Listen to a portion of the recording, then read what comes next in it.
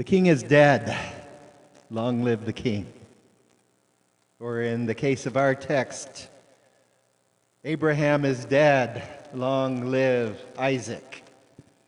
Today we come to a text in Genesis 26, and I invite you to turn to Genesis 26, where we have just seen that Abraham has passed away. Now Isaac comes into the story in a more fuller way.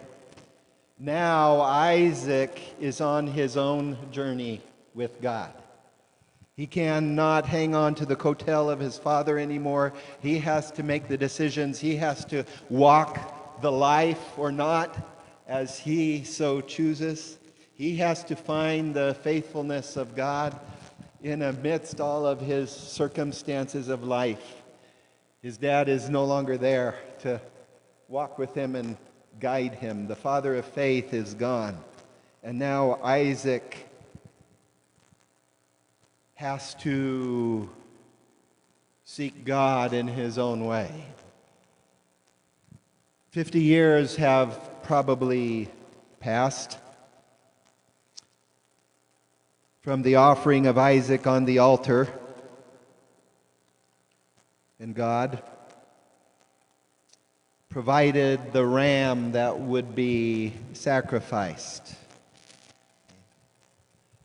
I wonder what happened in Isaac's life.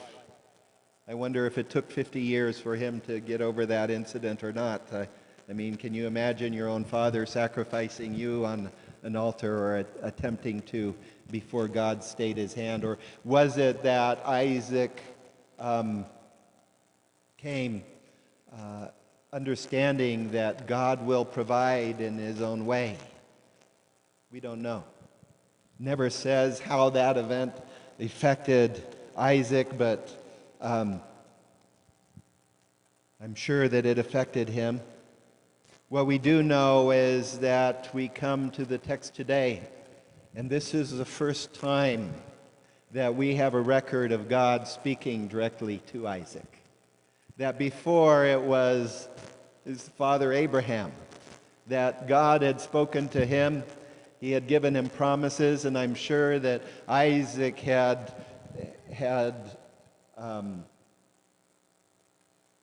heard of the promises.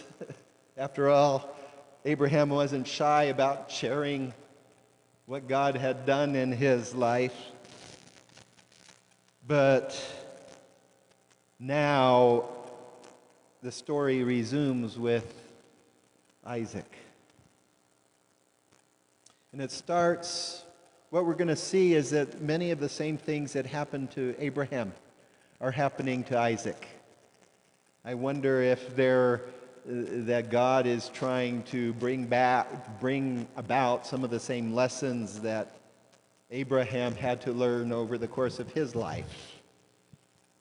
Some people just skip it over because they figure that if they had preached this when Abraham was alive, that there's no need to preach it again. And yet, I think it's very worthwhile to look again at these themes as Isaac takes up the mantle of his father.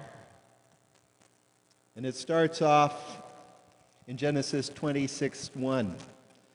Now there was a famine in the land, beside the previous famine that had occurred in the days of Abraham. So here again you'll see throughout this story that over and over again what happens to Isaac is the same thing that happened to Abraham. Abraham had the famine in the land, and if we recall that story, he went down to Egypt. A whole bunch of things happened down in Egypt until he was kicked back to the land that God had promised him. So Isaac went to Gerar, to Abimelech, king of the Philistines. The Lord appeared to him and said, "Do not go down to Egypt. Stay in the land which I shall tell you. Sojourn in this land, and I will be with you and bless you. For to you and to your descendants I will give all these lands, and I will establish the oath which I swore to your father Abraham. I will multiply your descendants as the stars of the heaven. And I will give your descendants all these lands, and by your descendants all the nations of the earth will be blessed, because Abraham obeyed me and kept my charge, my commandments, my statutes, and my laws. So Isaac lived in Gerar. It starts with famine. That there was a physical situation, a famine, that Isaac had to determine what to do with. And God's warning to him was not to go down to Egypt. Well, don't we know that Egypt is the land of plenty? After all, it has the Nile River that comes all the way down through Egypt, and if there's a drought, there's always water to water your fields, to irrigate your fields, and it's a sure place of safety if you're going through famine, right? And yet, Isaac had to choose. Was he going to choose the safety of the world? Or was he going to choose the safety of being in God's will? It was a decision that he had to make, I think probably similar to the decision that Abraham had to make. God had told Abraham, go forth from your country and from your relatives and from your father's house to the land which I will show you. And here, God says, stay in the land I shall tell you. That both Abraham and Isaac had a decision to make about whether they were going to leave or seek safety in this world, or whether they were not. Whether they were going to trust God in spite of the situation. And don't you know that God can bless us in spite of our situation? Our situation is not the final word, right? And it is better to live in want and in famine inside the will of God than it is to live in plenty and abundance outside the will of God. You must not go down into Egypt, into the safety. God wants Isaac to trust him in the difficult situations of life. There is a verse in the New Testament that is often taken out of context, and you probably have heard of Stephen Curry having it on his shoes. I can do all things through Christ who strengthens me. But that verse is taken out of context. Let me read the full context, because the context is exactly what Isaac is supposed to learn.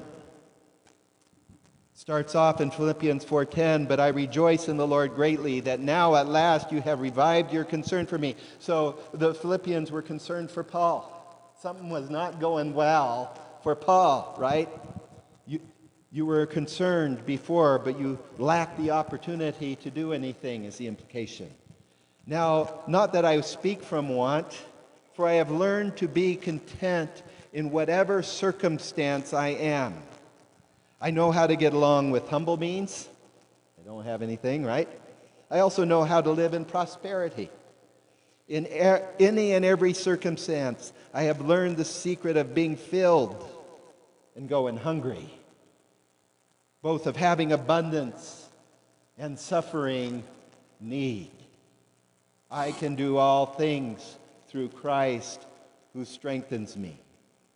Nevertheless, you have done well to share with me in my affliction. The implication, I can do all things. I can go through every single circumstance is what that really means.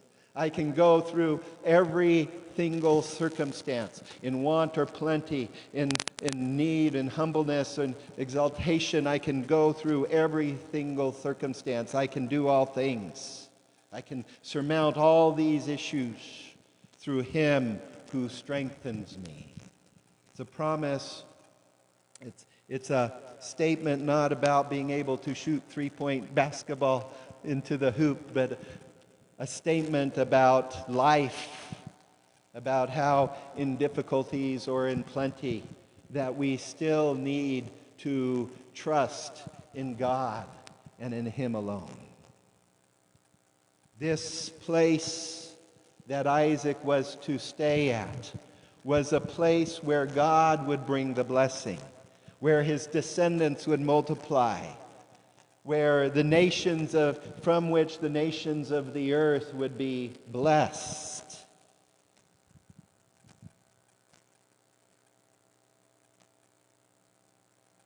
He's giving directions to Isaac to look not to the situations of life, but to God and God alone.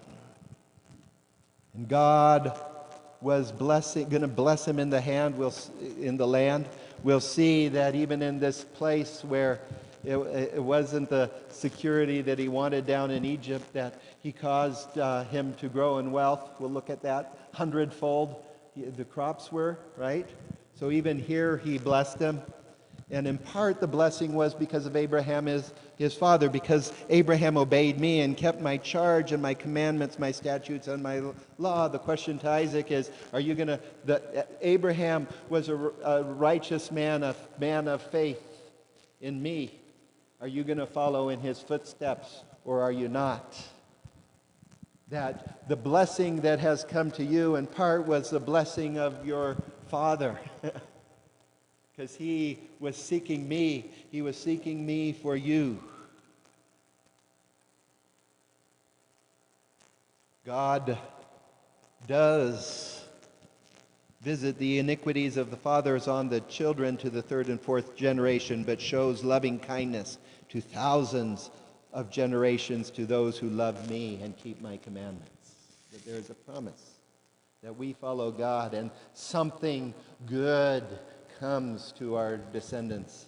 But our prayer always is, God, I don't want just good things to happen to them according to the world. I want them to know you and the life that is given in you. There was a famine of situation, and we see that God is bigger than the situations of life. God blesses in the situations of life and guides in the situations of life. There was a famine of truth, wasn't there? So Isaac lived in Gerar. This is verse 7. When the men of the place asked about his wife, he said, "She is my sister." For he was afraid to say, "my wife," thinking the men of the place might kill me on account of Rebekah, for she is beautiful. It came about when he had been there a long time, that Abimelech, king of the Philistines, looked out through the window and saw, and behold, Isaac was caressing his wife Rebekah. Then Abimelech called Isaac and said, "Behold, certainly she is your wife. How then can you say she is my sister?" And Isaac said to him, "Behold, I said I might die on account of her." Abimelech said, "What is this that you have done to us? One of the people might easily have lain with your wife, and you would have brought guilt upon us." So Abimelech charged all the people, saying, "He who touches this man or his wife shall surely be put to death." Here we see that God is able to bless in spite of sin. Sin is not the final word. Where Abraham lied before, there was a very similar story, if you recall the story, down in Egypt and also with Abimelech. By the way, because of the time difference, most scholars think that Abimelech is more a title like king, that the Abimelech of Abraham's day may or may not be the Abimelech of Isaac's day. Okay? Likewise with the commanders and stuff. But most scholars will say that this is a different Abimelech, that Abimelech then is more a title than it is a name like the kings, King Henry, you know. Well, there's King Henry the First, King Henry the Second, Third, Fourth, etc. At any rate, when Abraham was telling about his wife, he said, "She is my sister." Well, he was married to his half-sister, right? Abraham's father had another wife, and that kid was the one that Abraham married. So it wasn't an outright lie, but it was clear that it was a lie, right? But here, this is just an outright lie. It's not his sister in any way. Except it was a cowardly lie. It resulted from his fear of the consequences. If people would find out that she was his wife and not his sister, he thought maybe they'll kill me, but we come to find out that it perhaps was unfounded because he lived in the land for a long time and nothing had ever happened to Rebekah or to Isaac. That it was an unfounded fear, but it was a cowardly lie nonetheless. It was a dangerous lie. If you recall with Abraham, when he lied and Pharaoh actually took Sarah into his harem thinking, you know, he got a disease to keep him from having intercourse with her, it tells us, and then he found out that Sarah was actually Abraham's wife, and God had closed up his womb and created disaster and threatened to kill him if he didn't go to Abraham and have him pray for him. That the guilt of violating the marriage bed was severe, and violating the line that God had chosen for Christ to come out of eventually, right? And Abimelech, I'm sure, remembered those stories. And he said, you brought blood guilt, you brought guilt upon us. And the idea is, if we're guilty, then we may die. If God had not intervened, we would have died.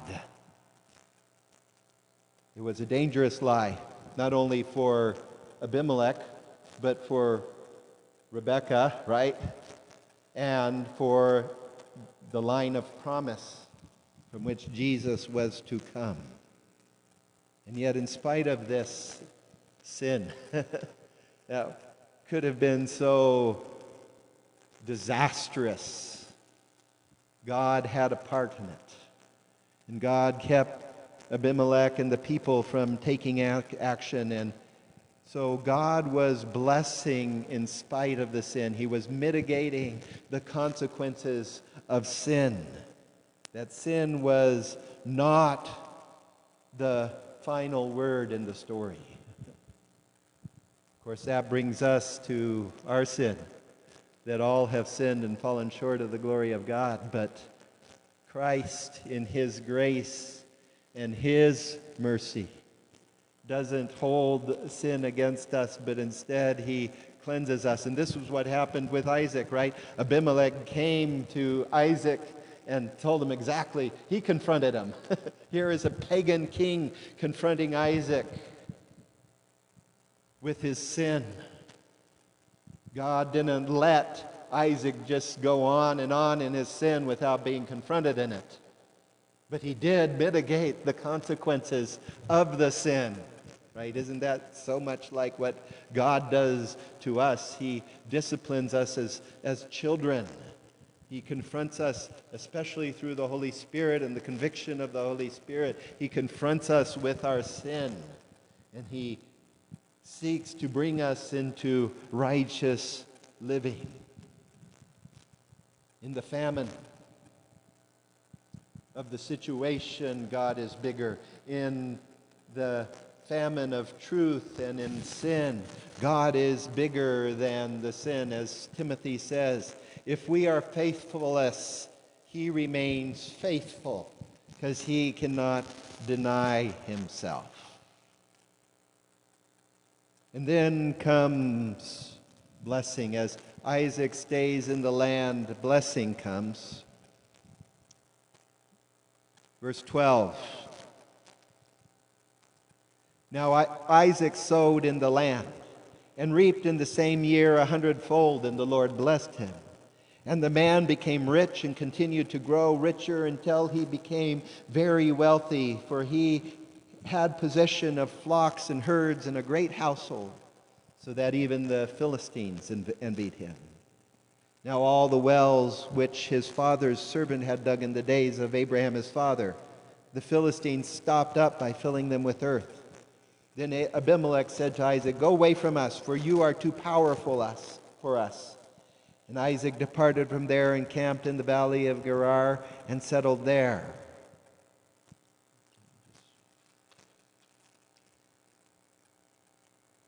I'm going to pause there for a second, but notice the blessing of God. He reaped 100-fold. Now just think about this. If you have $1 and you reap 100-fold, in 1 year you get $100, right? If you take that $100 and reap 100-fold, in 2 years you would have $10,000. If you take that $10 and it's blessed 100-fold, in 3 years you'd be a millionaire, right? That's just with $1. And here, it seems like God is blessing him in a way that he is not blessing the people around him. That he is becoming wealthy and powerful, that however God is blessing him, that the blessing is more abundant than the blessing that Abimelech seems to be receiving. And Abimelech is noticing it. And the man became rich and continued to grow richer until he became very wealthy. And when Abimelech sees it, he says, "You're just too powerful for us. You're becoming strong. You're becoming strong, too strong for us to take care of and to manage." That God had blessed him. And then the envy sets in. With the blessing of God often comes opposition. But we see that God blesses in spite of opposition. That opposition also is not the final word in our life. But it tells us that the Philistines envied him. And their envy means they wanted to bring Isaac down, just like envy. You see envy around here.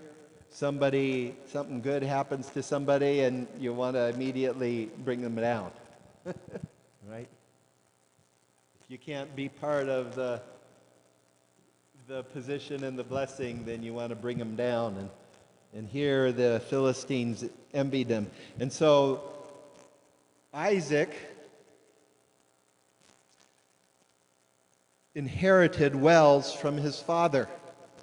You remember the story of Abraham, that he made a treaty about some wells, and Abimelech had given him wells to him and his descendants. Well, here are Abimelech's people filling in those wells. They're trying to fill them in. If they can't have him, then nobody should have it, right? And then, reading on, it forced Isaac to dig more wells. Okay? Then Isaac dug again. This is verse 18. Wells of water which had been dug in the days of his father Abraham, for the Philistines had stopped them up after the death of Abraham. And he gave them the same names which his father had given them. But when Isaac's servants dug in the valley and found there a well of flowing water, the herdsmen of Gerar quarreled with the herdsmen of Isaac, saying, "That water is ours." So he named the well Esek, because they contended with him. Then they dug another well, and they quarreled over it too, so he named it Sitnah. He moved away from there and dug another well, and they did not quarrel over it, so he named it Rehoboth. For he said, "At last the Lord has made room for us, and we will be fruitful in the land. That the quarrels that happened, the opposition that happened, forced him, and we're going to see in a moment, it forced him to go more into the promise of God, into the worship of God. It forced him to dig more wells, and he kept getting wells of water, and they kept fighting over him, and rather than entrench, he kept giving them up and going and digging another well. Right? Until there was a well that he dug that they didn't fight over. It probably was far enough away from Abimelech and his territory, probably closer to the center of the land of Canaan that was promised to him. So,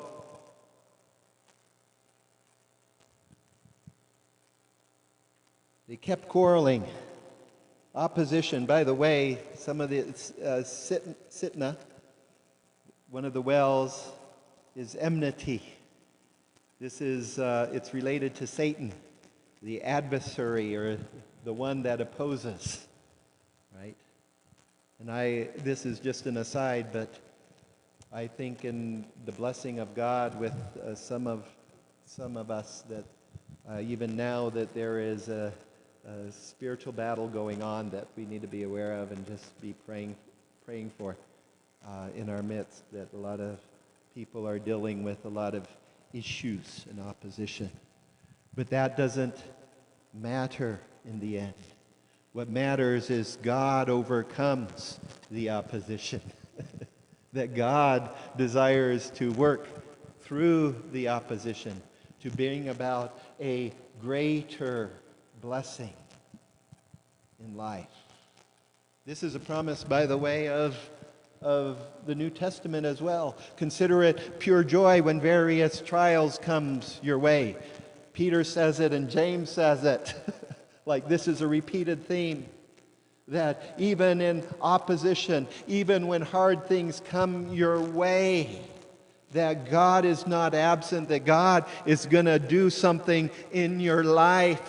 In fact, that's a promise in the New Testament, that it produces endurance. With faith, it produces endurance. And it produces faith, and let it work its complete work so that you will be complete and lacking in nothing. I'm paraphrasing, right? But the point is, at the end of the trials and the suffering, is that we mature in a way that when everything is hunky-dory, we don't always mature in the way that God would have us mature, right? If there is somebody that is hard to love, and we're commanded to love them, right? We grow in love. If there is somebody that is easy to love, it's easy to love them, right? That the very nature of the difficulty is an opportunity for us to grow, right? Somebody said, if you pray for patience, God's going to give you things that you want to be impatient about so that you can grow in patience, right? That the idea that even in opposition, God is bigger than the opposition. God is a God of blessing even in the opposition. He's a God of blessing even in the famine. He is a God of blessing even in the sin. And then we come to the complete blessing, or the final blessing in this text, right? At last the Lord has made room for us, and we will be fruitful in the land. I'm just going to read to the end of the chapter now. Then he went up from there to Beersheba. The Lord appeared to him the same night and said, I am the God of your father Abraham.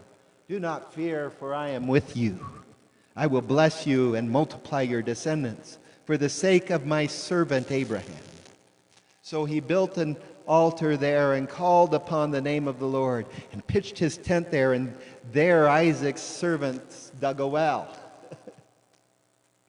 See the theme? He keeps digging a well, right? Then Abimelech came to him from Gerar with his advisor Ahuzath and Pichol, the commander of his army. Isaac said to them, "Why have you come to me, since you hate me and have sent me away from you?" They said, "We see plainly the Lord has been with you." So we said, "Let there now be an oath between us, even between you and us, and let us make a covenant with you, that you will do us no harm, just as we have not touched you and have done not to you nothing but good, and have sent you away in peace. You are now blessed of the Lord." Then he made them a feast, and they ate and drank. In the morning they arose early, exchanged oaths. Then Isaac sent them away, and they departed from him in peace. Now it came about on the same day that Isaac's servants came in and told him about the well which they had dug, and said to him, "We have found water." So he called it Shibah. Therefore the name of the city is Beersheba to this day. That God brings about I would say, a complete blessing here at the end of the chapter. And Isaac recognizes him. First of all, he goes off to Beersheba. Beersheba is a place of worship. Remember that Abraham went to Beersheba and he built an altar there. So here is Isaac going back to the place of worship of his family to build an altar there as well. That now his faith has come into full fruition, that he is owning it. It's not the faith of his father Abraham anymore. Now it's his faith. He is recognizing the blessing of God. It says that at last the Lord has made room for us, and we will be fruitful in the land. Verse 25, so he built an altar there and called upon the name of the Lord and pitched his tent there, and there Isaac's servants dug a well. And of course they found the water. It's reported when Abimelech comes. That finally Isaac recognizes the blessing of God that has happened all along his life, and he acknowledges it to God. I think this is significant. See, we can live with gratefulness or we can live with gratitude. And as Christians, we're called to live with gratitude. Let me explain the difference. Gratefulness, you're full of something good. You get fed, you feel good, right? You eat spicy food and it just rumbles in your tummy and you like it. Something good happens to you and you feel good. You're full of thanksgiving. That's gratefulness. And gratefulness is good. But we as Christians are called not to be just grateful. We're called to be people of gratitude. Because gratitude has an object. Gratitude isn't just a feeling of wellness and wholeness and thankfulness. It's a recognition that somebody has given that to us. And for Isaac, that somebody is God. And for us in life, if we trust in God, that He guides and directs us in His life, and that somebody is God. It tells us in Romans that they, even though they knew things about God, they did not give Him thanks. They didn't give Him thanks, so God turned them over. See, gratitude, thankfulness to God is one of the key attributes of a Christian life that lives in faith and trust in God. And God brings about His presence and His provision in Beersheba. He speaks to him. He gives him the promise. He provides the well once more in the place that he lives.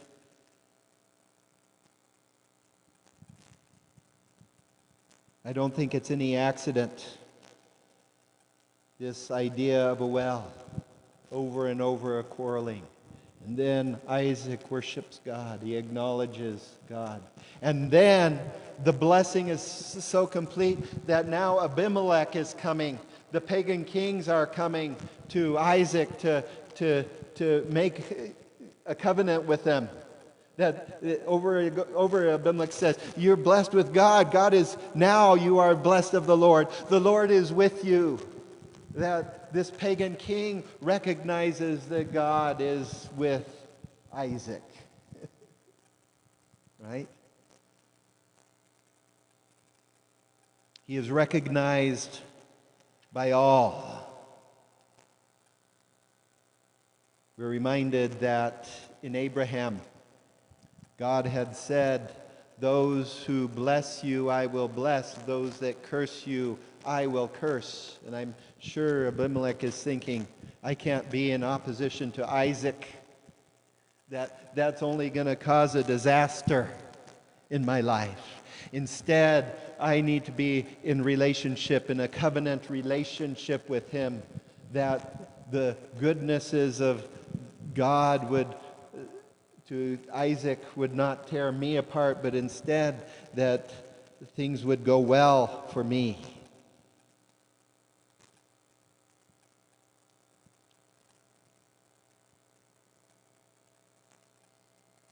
The acknowledgement, says Kenneth Matthews, of Isaac as blessed by the Lord corroborates by a foreign voice what the author has already shown.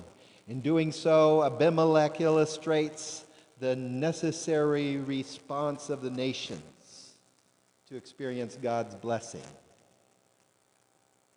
which he has offered by Abraham's descendants. And we know ultimately, of course, in Christ Jesus, the ultimate descendant of Abraham, that this is certainly true. That we make a covenant. We become into covenant relationship with Jesus Christ, and his blessings come to us. Right? His blessings come to us.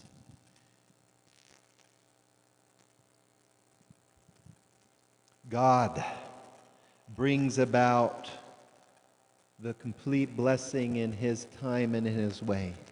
That Isaac had to go from God's presence in famine, in sin, in opposition, until he finally understood God's plan and God's role in all of this, and he worships God, and God blesses him completely. If God is for us, who can be against us?